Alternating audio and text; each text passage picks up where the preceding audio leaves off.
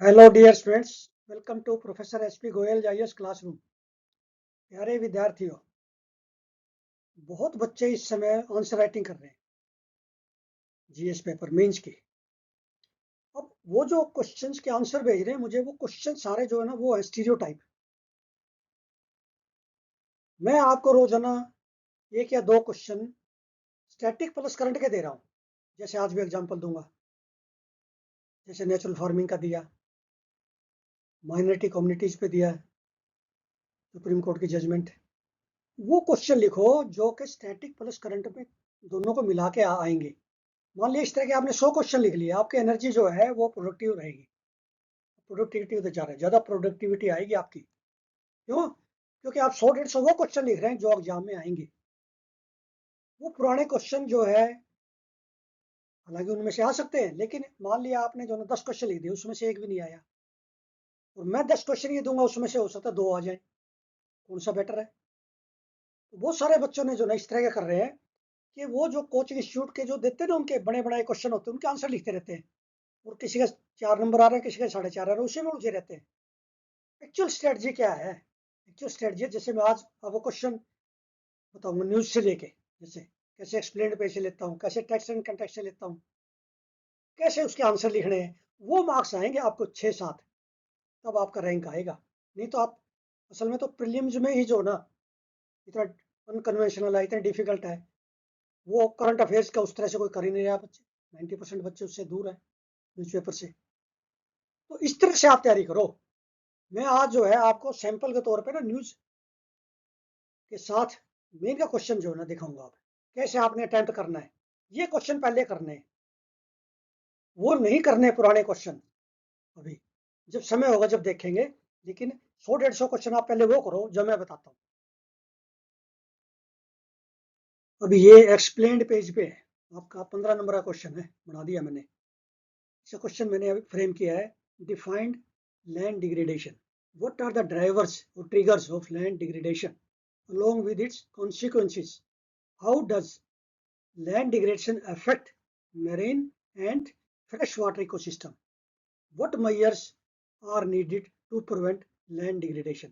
अब UPSC examiner ने ये पॉइंट बना दिए। इसके अलग अलग मार्क्स हैं, उन्होंने डिफाइन किए हुए हैं। डिफाइन डेफिनेशन के अलग, काजेज के अलग, कॉन्सिक्वेंसेज के अलग, देन मेरीन इकोसिस्टम को कैसे अफेक्ट करता है उसके अलग, फिर मेजर्स।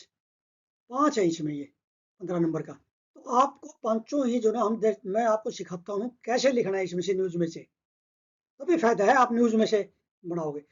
सबसे पहले तो ये क्यों आया आर्टिकल? क्योंकि हमारी जो है United Nations convention to combat desertification, जो आपको याद है कोप 14 नोएडा में हुई थी यूपी में, अब कोप 16 हो रही है, United Nations to combat desertification.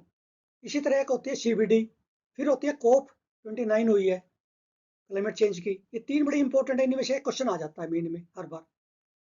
अब देखिए, मैं आपको न्यूज में समझाता हूँ कैसे जो ना आपने समझना। सबसे पहले तो ये देखिए, इसमें एक रिपोर्ट आई है, United Nations convention to combat desertification is a legally binding framework to address desertification और लैंड डिग्रेडेशन, एक ही बात है। ठीक है, एक रिपोर्ट आई है इनकी, जर्मनी के पोट्सडैम इंस्टीट्यूट के साथ मिलके एक रिपोर्ट, उसका नाम है रिपोर्ट का stepping back from precipice transforming land management to stay within planetary boundaries. ये कई बार आ जाता है कि ये रिपोर्ट किसने दी, उसमें दे देंगे आपको United Nations convention to combat desertification, CBD, UNFCC. ये कुछ भी पूछ सकता है एग्जामिनर, बड़ा इंपॉर्टेंट क्वेश्चन है। अब क्योंकि ये आप देखिए, इसके इस न्यूज में हम जब पढ़ते हैं, क्लियर कट डेफिनेशन दिया, what is land degradation, why is it a matter of concern, क्यों इंपॉर्टेंट है। अब इसमें ही डेफिनेशन, ये यदि आप डेफिनेशन लिखते हैं जो यूनाइटेड नेशंस कन्वेंशन की है टू कॉम्बैट डेजर्टिफिकेशन की है, यूएनसीसीडी की, वो अच्छा है यदि आप ऐसे लिखते हैं। Land degradation is a reduction और लॉस ऑफ बायोलॉजिकल और इकोनॉमिक प्रोडक्टिविटी। बायोलॉजिकल, क्योंकि जो लैंड डिग्रेड हो रही है हमारी, उसमें बायोलॉजिकल जो फाना फ्लोरा है वो हमारी प्रोडक्टिविटी बढ़ाता है, वो हमें फूड सिक्योरिटी देता है सॉइल में। और economic productivity and complexity of rain fade cropland, ज्यादातर रेन फेड क्रॉप में, फिर इरीगेटेड में, रेंज पास्चर लैंड है, फॉरेस्ट वुडलैंड, ये सारे इफेक्ट होते हैं लैंड डिग्रेडेशन, सब में होती है, resulting from a combination of pressures including land use and management practices. अब लैंड डिग्रेडेशन जो है it adversely affects humans and ecosystem around the planet, सारी जगह कर रही है, और हमारी जो फूड सिक्योरिटी है, न्यूट्रिशन सिक्योरिटी है, इसी पर डिपेंड करती है यदि ये ना हो। It contribute to spread of water and soil borne disease, then scarcity of clean water, जैसे फ्लड आती है, लैंडस्लाइड होता है, जैसे वायनाड में लैंडस्लाइड हुआ, पानी पीने का नहीं था, फ्लड आते हैं, ड्राउट आता है, स्केर्सिटी हो जाती है। Then it can cause respiratory disease due to soil erosion, जब विंड इरोजन होता है तो रेस्पिरेटरी। उसके बाद ये आप देखिए, marine and fresh water ecosystem suffer due to land degradation, कितनी इंपॉर्टेंट लाइन है, मैंने लिखी है पहले, इसमें एग्जांपल दिया है, ये एग्जांपल आपने देना है। Eroded soil carrying fertiliser and pesticide, देखो हम सॉइल में फर्टिलाइजर डालते हैं, केमिकल फर्टिलाइजर, एक बार इंडिस्क्रिमिनेट वे से डाल रहे हैं, पेस्टिसाइड डाल रहे हैं मॉडर्न एग्रीकल्चर में, वो सारा का सारा जब लैंडस्लाइड होता है वाटर बॉडीज में चला जाता है, फ्रेश वाटर में, और हमारा उससे क्या होगा, फाना फ्लोरा और हमारी जो लोकल कम्युनिटी है वो सारी इफेक्ट हो जाएगी। और फिर आप देखिए इसी के अंदर जो है बीच में देखिए आप, लैंड डिग्रेडेशन इन नंबर है, इसमें नंबर में आप कुछ एक दो पॉइंट अच्छे ले लो, आपके एसए में भी काम आ सकता है, डेजर्टिफिकेशन पे एसए आ गया, डिग्रेडेशन पे एसए आ गया, उसमें काम आएगा। जीएस पेपर में तो एक क्वेश्चन आना ही है आपका 10 या 15 नंबर का, श्योर शॉट है ये, इसमें आप डाटा लिख सकते हैं कोई भी। और उसके बाद इसमें बड़ा अच्छा लिखा है, एक पॉइंट बड़ा अच्छा दिया, लैंड डिग्रेडेशन की वजह से क्या होता है, क्लाइमेट चेंज होता है, और क्लाइमेट चेंज की वजह से लैंड डिग्रेडेशन होता है, ये काज भी है, इफेक्ट भी है। समझिए, दोबारा समझिए, क्लाइमेट चेंज की वजह से लैंड डिग्रेडेशन हो सकता है, क्यों, बताइए क्यों हो सकता है, क्योंकि हमारी जो सॉइल डिग्रेड होगी उसमें सॉइल सबसे बड़ा जो है कार्बन सिक्वेस्ट्रेशन करता है, जब उसके अंदर जो कार्बन है वो सारी जाएगी वाटर बॉडीज में, हमारे फ्रेश वाटर में,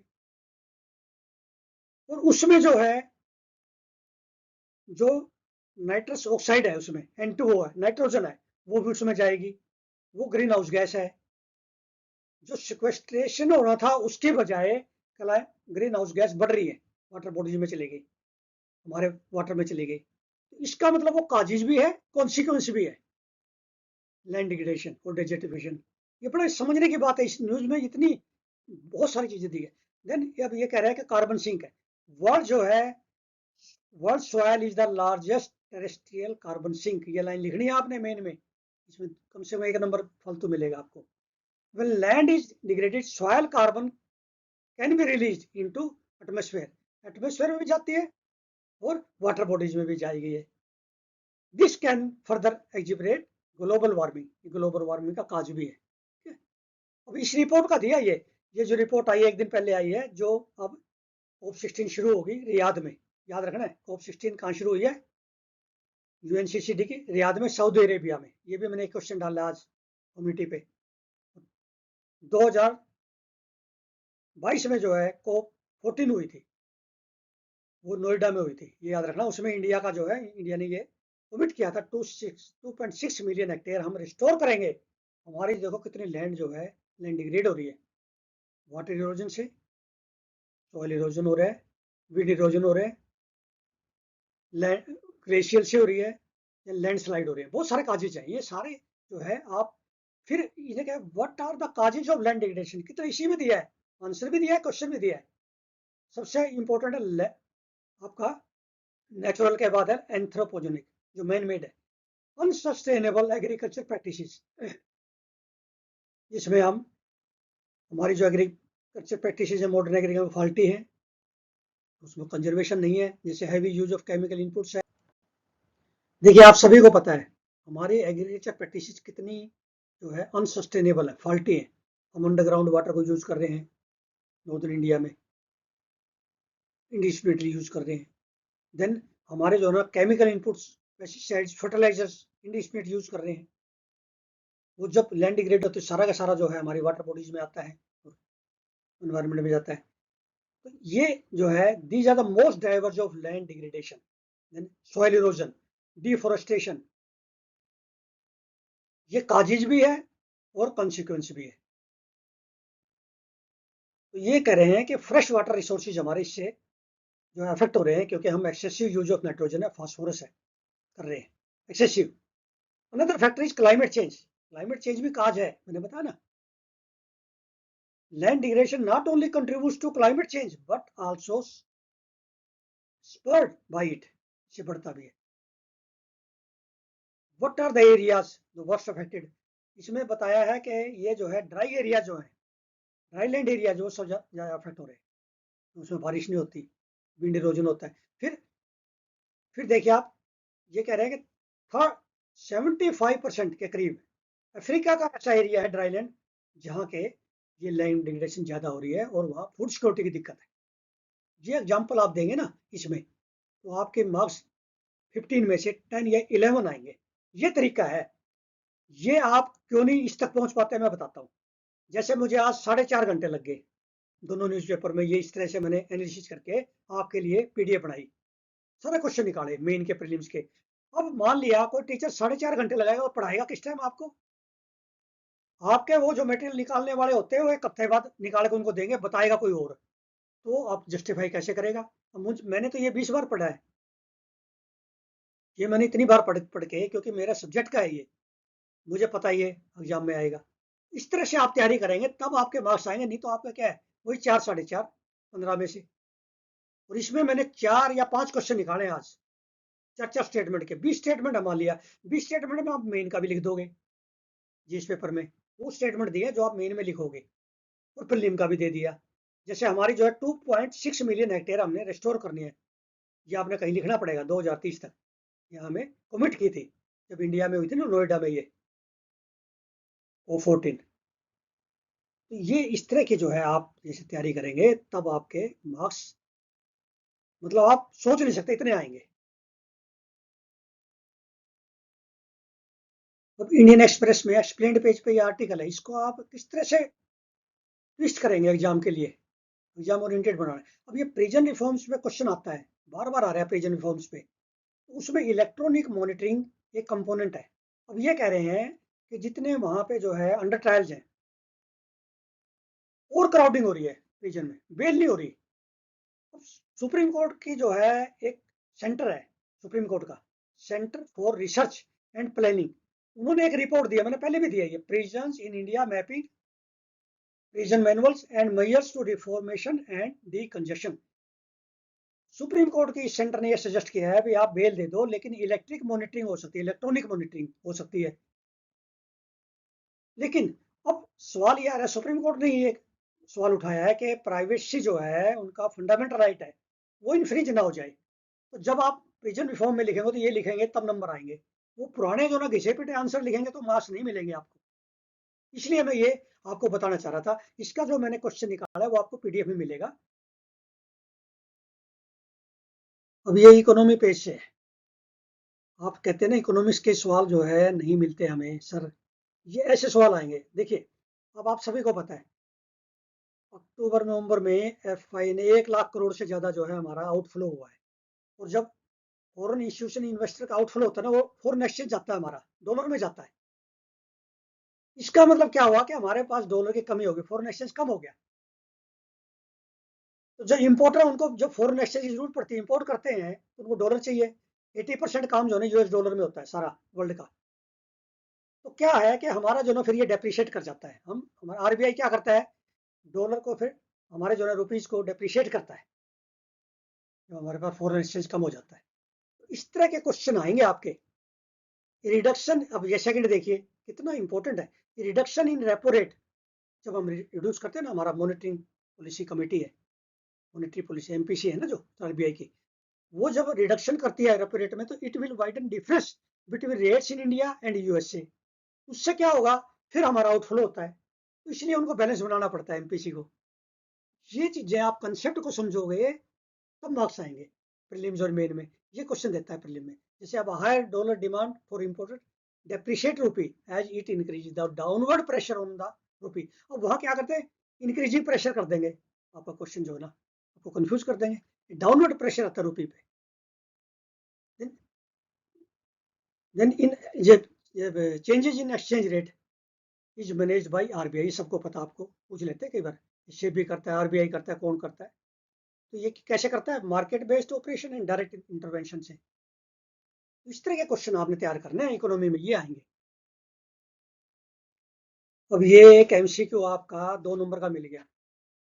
आपको ध्यान हो, गुरु घासीदास आया पहले, छत्तीसगढ़ का टाइगर रिजर्व बना ना। इसके बाद अब ये 8th टाइगर रिजर्व एमपी में बनाया है कल, राता पानी। ये राता पानी वाइल्ड लाइफ सेंचुरी है मध्य प्रदेश में, ये आपको पता चल गया। अब 99% बच्चे यही पढ़ेंगे बस, ज्यादा जो ये करेंगे ये कौन सा है। जैसे वो 56 था, लेकिन ये 57 था, इसमें लिखा नहीं है, कंफर्मेशन नहीं आई मेरे पास, 57 होना चाहिए। और इसमें ये भी बताया गया एनटीसीए की परमिशन चाहिए, मिनिस्ट्री और एनटीसीए, मिनिस्ट्री जो है एनवायरमेंट इसको क्लियरेंस देती है जब स्टेट गवर्नमेंट नोटिफाई करती है। अब आपने क्या छोड़ दिया इसमें, वो एग्जामिनर पूछेगा। आपने क्या है यही पढ़ा है बस, कौन सा है ये टाइगर रिजर्व, किन स्टेट में है, क्या नाम है। अब मैंने क्या इसमें से निकाला है, ये कौन से हिल्स में, सतपुड़ा में है, विंध्याचल में, नंबर 1, ये विंध्या हिल्स में। फिर इसमें ये बताया गया है इस टाइगर रिजर्व में, जो पहले वाइल्ड लाइफ सेंचुरी थी, भीमबेटका रॉक शेल्टर जो अर्लीस्ट है स्टोन एज के हमारे पास, और यूनेस्को के वर्ल्ड हेरिटेज साइट है। ये नहीं पढ़ते बच्चे फिर। ये आर्ट एंड कल्चर का क्वेश्चन इसी के अंदर आ गया, हिस्ट्री का, और विंध्या का आ गया, विंध्या हिल्स में। ये आपसे 2 लाइनें जो है ना उसमें कंफ्यूज कर देंगे लास्ट के में, विंध्या हिल्स और भीमबेटका रॉक शेल्टर। ये तरीका है क्रिटिकल, मैं रोज लिखता हूँ ना आपको, क्रिटिकल एनालिसिस क्या है, ये क्रिटिकल एनालिसिस है, यहां से आपका क्वेश्चन बनता है। द हिंदू के एडिटोरियल पेज पे देखिए, ये सिटीजन विद डिसेबिलिटीज, ये क्यों आर्टिकल आए इतने सारे, आज बहुत आर्टिकल आए हुए आज और कल। ये दिसंबर 3 is the international day for persons with disabilities, PWD कहते हैं, ठीक है ना। ये अब इतना इंपॉर्टेंट आर्टिकल है, इसके अंदर एक्ट भी दिया है। इसके अंदर ये भी बताया है कि मिनिस्ट्री ऑफ जो वुमेन एंड चाइल्ड डेवलपमेंट, उसने आंगनवाड़ी प्रोटोकॉल फॉर दिव्यांग चिल्ड्रन इंट्रोड्यूस किया है। फिर इसमें जो है एग्जाम्पल दिया है हरियाणा गवर्नमेंट का, उन्होंने जो है मिशन वात्सल्य में इसको जो है डिसेबिलिटी को प्रमोट कर रहे हैं, इसको जो है इंक्लूड कर रहे हैं, इंक्लूसिव बना रहे हैं। और दिव्यांग प्रोटोकॉल एंड नन्हे फरिश्ते ये इंट्रोड्यूस किया है। तो ये आप एग्जाम्पल दे सकते हैं। आगे देखिए क्वेश्चन, देखिए कितना अच्छा क्वेश्चन बनाया इस पे। अब इसके मैंने जो है क्या किया, एडिटोरियल पेज भी ले लिया और उसके बाद पीआईबी की न्यूज ले ली, मिला के जो ना ये क्वेश्चन बनाया मैंने, सुगम्य भारत अभियान, ये आपको पता होना चाहिए किससे, पीडब्ल्यूडी, पर्सन विद डिसेबिलिटीज कहते हैं ना। अब एक्सेसिबल इंडिया कैंपेन भी कहते हैं इसको, 2015 में लॉन्च किया था, लेकिन अब जो है इसको मर्ज करके जो ना अब अलग से जो है कंप्लीट जो है गवर्नमेंट ने नई स्कीम लेके आई है। And India is a signatory to UN convention on the rights of person with disabilities, India ने सिग्नेट की है। अब इसमें जो है मैंने मेन का क्वेश्चन साथ बना दिया, what are the challenges associated with PWD, और क्या मैयार गवर्नमेंट ले रही है। ये आपका 10 नंबर का क्वेश्चन है, क्योंकि वीकर सेक्शन से और ministry of social justice and empowerment के उससे एक क्वेश्चन जरूर आता है। अब जो ये शिपडा है, SIPDA, मैंने इसमें क्वेश्चन में डाला है, इसको अपना इसमें मर्ज कर दी। और इसमें क्या किया है, अब जो नया एक्ट जो आया है 2017 में जो लागू हुआ है, 2016 का जो एक्ट है पीडब्ल्यूडी एक्ट 1995 को रिवाइज करके 2017 में जो आया है, उसमें पहले वाले में क्या था, सिर्फ प्रोटेक्शन। अब प्रोटेक्शन भी है, उनकी वेलफेयर भी है, प्रमोशन भी है, रिहेबिलिटेशन भी है। नया जो एक्ट है, नया एक्ट का आपको कंप्लीट नाम पता होना चाहिए, 2016 में जो है पार्लियामेंट लेके आई थी, पास किया था, 2017 में इंप्लीमेंट हुआ है। ये सारे क्वेश्चन मैंने दे दिए आज। अब 15 से ज्यादा क्वेश्चन इसमें आपके पास है, और 2 क्वेश्चन मैंने मेन के दिए हैं। इन 2 क्वेश्चन के आप आंसर पहले लिखो। मैं बार बार इसलिए बता रहा हूँ, जहां आप बैठे ना और राजेंद्र नगर में, इन क्वेश्चन के आंसर लिखो। आपकी टेम्पटेशन उधर है, जो क्वेश्चन नहीं एग्जाम में आने, ये आएंगे। प्यारे विद्यार्थियों, आप जो ना हर वीडियो में देखते हैं मैं किस तरह से प्रीलिम्स के क्वेश्चन निकाले हैं और मेन के कैसे जो है आंसर लिखे हैं, जो आंसर आपको पीडीएफ में मिलते हैं। तो मेन के आंसर जैसे ये 2 क्वेश्चन है, इसमें मेरे 2 घंटे लग गए, और आज मुझे 4.5 घंटे मैंने लगाए। मेरी एनर्जी सारी सुबह उस पर लग जाती है, इसलिए मैं क्या करता हूँ फिर 3-4 अच्छी न्यूज़ लेके और 3-4 क्वेश्चन आप टेकअप करता हूँ। तो आज जैसे 16-17 क्वेश्चन है, वो पीडीएफ में मिलेंगे आपको। इसलिए मैं बार-बार कहता हूँ, आप बिना सोचे समझे इतना मत समय लगाओ। ये भी मत सोचो कि मैंने वहाँ जो है 1 लाख रुपए दे दिया और राजेंद्र नगर में, या मैं ऑनलाइन कोचिंग ले, इसकी क्या जरूरत है। जितने स्टूडेंट्स हैं, जितने का फीडबैक आ रहा है, वो कितनी बड़ी इंस्टीट्यूट में, वो सारे यही कह रहे हैं जी कि हमारे को सिर्फ न्यूज़ ही बताई जाती है, क्योंकि कर ही नहीं सकता कोई 4.5-5 घंटे 4 घंटे और फिर उसको एक्सप्लेन करे वही फैकल्टी में प्रोफेसर, वो पॉसिबल नहीं है। तो यहाँ पे ये जो है पॉसिबिलिटी है, आपको सारे क्वेश्चन वो मिल रहे हैं जो क्वेश्चन बैंक में है यूपीएससी के। मुझे तो पता है पेपर सेटर कैसे क्वेश्चन बनाता है, वो मेन के क्वेश्चन है। आप कोई और ही लिखे जा रहे हैं, सारे बच्चे 99% बच्चे दूसरे क्वेश्चन लिख रहे हैं, पेपर में आएंगे नहीं। तो आप जो, अब जैसे मैंने आज जो आपको 2 न्यूज इस तरह से एक्सप्लेन की, समझाया, फिर इनके 2 घंटे मैंने आंसर राइटिंग पर दिए आपके लिए, फिर 15-16 एमसीक्यू निकाले, 2-3 घंटे तो मेन में लग गए, क्वेश्चन निकालने में 2-3 घंटे उसमें लग गए। इसलिए मैं कहता हूँ, आप इमीडिएटली कोर्स में रजिस्टर कीजिए, करंट अफेयर एसेंशियल। प्रीलिम्स और मेंस के लिए करंट अफेयर के लिए फ्री हो जाइए, क्योंकि उसमें 250-300 नंबर का आएगा मेन में भी। इसमें आपके कम से कम 70-80 नंबर का जीएस पेपर 1 एमसीक्यू प्रीलिम्स में। तो क्यों ना हम करें ऐसा। आपको ये एल्सवेयर कहीं पे भी नहीं है ये फैसिलिटी, और इतने रीजनेबल रेट में। रोजाना ऐसी वीडियो इस तरह समझाऊंगा मैं, जैसे क्लास लेक्चर में प्रोफेसर समझाते ना, वही मेरी आदत है। प्यारे विद्यार्थियों, देखिए, अब ये 2 क्वेश्चन मैंने मेन के लिखने में 2 घंटे लगा दिए। इतनी क्रिटिकली मैंने कितनी बार पढ़ा होगा, आप अंदाजा लगा सकते हैं। ये फैसिलिटी आपको इंडिया में कहीं नहीं मिलेगी, ये मेरी गारंटी है। ये मेरी गारंटी है। आप कितने भी पैसे खर्च कर लो, ये फैसिलिटी नहीं मिलेगी। जिस तरह से मैंने न्यूज एक्सप्लेन कर दिया आपको, फिर आपको जो ना ये क्वेश्चन लिख के दे दिए। जब आप अब रिवीजन करोगे या पढ़ोगे, तो आपके ये 20 नंबर मान लिया पक्के हो गए, 10 नंबर पक्के हो गए मान लिया आज, तो यूं का यूं आप लिख सकते हो, और आपके 10 में से 7 नंबर आ जाएंगे। यही एक तरीका है रैंक लाने का, और कोई तरीका नहीं है, कोई शॉर्टकट नहीं है, कोई सेकंड अप्रोच नहीं है, कोई अल्टरनेट है ही नहीं। इसलिए मैं बार बार आपको ये करता हूँ, रोजाना इसलिए वीडियो लेके आ रहा हूँ कि आपको समझाऊं पहले न्यूज को, फिर उसके क्वेश्चन जो है सारे निकालूं, 15-20 जितने भी होंगे उसमें, वो सारे आप तक भेजूं। जैसे मैंने आप फॉर एग्जाम्पल एक बताया, टाइगर रिजर्व का बता, भी आप ये छोड़ोगे विंध्या हिल्स में है, या वहां पे भीम बेट का जो है रॉक शेल्टर है, यूनेस्को का हेरिटेज साइट है। ये चीजें जो आप छोड़ते हैं मैं लेता हूँ, मैं हिडन निकालता हूँ, सर्च करता हूँ, रिसर्च। आपको सर्च करने की जरूरत नहीं है। जो ये मैं जो है सारा दिन लगा रहता हूँ, 12-13 घंटे जो करंट अफेयर पर लगता है मेरे ये टोटल, वो आपके लिए है, ताकि आपका रोजाना 4-5 घंटे बच जाए। मान लिया आप न्यूज़पेपर आप 1 घंटा पढ़ते या आधा घंटा पढ़ते, ये आपका 4 घंटे 5 घंटे के बराबर है। और आप उस क्यू में 10-11 लाख बच्चे जो है ना, अब उस क्यू में सबसे आगे हैं। मेरा स्टूडेंट सबसे आगे रहेगा, पिछली बार भी सबसे आगे था करंट अफेयर में। जब आप देखेंगे 40 में से 35 में से 25 से भी ज्यादा क्वेश्चन आ गए, और फिर मेन में देखेंगे 10-15 नंबर के डायरेक्ट क्वेश्चन आ गए इतने सारे, आप वहां पर आपको जो खुशी मिलेगी वो कहीं नहीं मिलेगी आपको।